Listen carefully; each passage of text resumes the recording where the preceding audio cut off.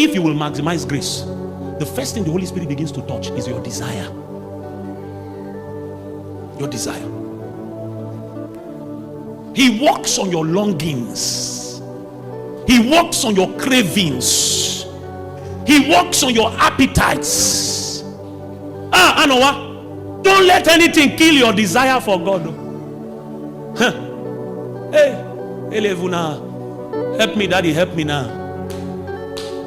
Bro, don't lose. Hey. I don't know the words to use. I was telling you during the 10 hours. It's not easy to restore spiritual fire. Oh, Holy Ghost, help me. Spiritual fire is the easiest thing to quench. It will just die. It will just die. You that used to, you can't leave your house without reading 4 chapters of the Bible. You will just find out that it has died. And you know the funny thing about spiritual fire? Nobody will know that it has died. You will still be looking like you are like sliced bread, not knowing that you have become puff. You are like bones. You have lost the very thing that makes you attractive. You are finished. Nobody will know. Theophilus Sunday has a song. He said, "Where did my hunger go? What happened to my thirst?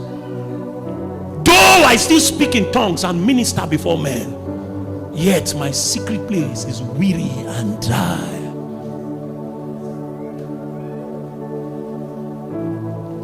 The Holy Ghost is the one that keeps putting firewood in your fire. Putting firewood in your fire. When you are discouraged, he's that voice of comfort that comes to whisper, "Weeping may endure for a night. Kesiena, keep going."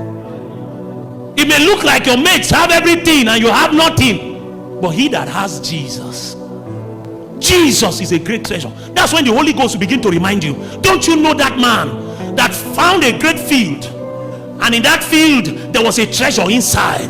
The Bible says he went and sold all that he had. The Holy Ghost will begin to tell you, you may not have money, but you have me. You have me. Those are the times that you will be praying. Tears will be Satan will think you are crying because he's afflicting you. He will not know that you are crying the cry of a warrior. Warriors weep too, but they do not faint in battle. Yes, they don't faint. They weep, but they fight. They know they are not permitted to fall until the war is finished. Nothing. That's how you maximize grace. You keep your desire raging. You keep it raging. If your walk with God is true, dear brother, that desire is supposed to be increasing on a daily basis. Marvis, desire is not supposed to meet you the way it found you yesterday. When desire takes over you like an armed man, you will find that it grows, it burns. When you try to explain it to people, you don't have the words, because it's not a fire that you lit by your emotions. It's a fire that the Holy Ghost put within your heart. That's what Jeremiah meant when he said, "I want to close my mouth, but your words are like fire. Shut up in my bones." My brother, that's why some of these people could die for Jesus. Their desire to see God was greater than their desire to live. So if you were threatening them that you want to take life away from them, they laughed. You were doing them a favor. You kill me quickly, I go home quickly. For to be absent from the body is to be present with the Lord. So you couldn't threaten them with death, because there was a hunger greater than the things of this realm. Bro, don't become a slave to the way they are preaching prosperity gospel in your generation. Don't become a slave to your desire for success, that it kills your love for God, kills your hunger for his presence. Hey, some of you now, you can't recognize yourself anymore. You were not like this before. You can't recognize yourself again. Dry, empty. You used to pass by sinners and you will go home and lie down. You didn't care about beans or rice, about the quality of your shoe or your dress.